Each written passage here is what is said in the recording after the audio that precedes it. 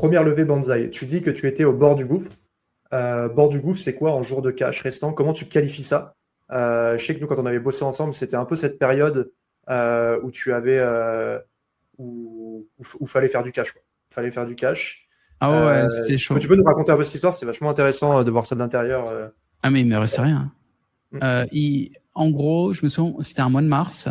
Et à la fin du mois de mars, je savais même pas comment j'allais payer mes salariés.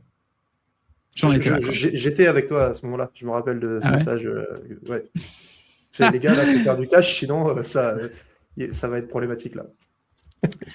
Je suis parti à Dubaï faire un spectacle, genre avec ma bite et mon couteau.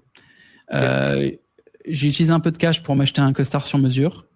J'ai réussi, je sais même pas comment, à réunir une cinquantaine de millionnaires dans une pièce et à leur faire un spectacle et à lever des fonds. Et c'était vraiment... C'était au truc de costume de Dubaï, c'est ça, hein, Ouais, c'est ça. Ouais. où il y avait Valère et tout qui était venu.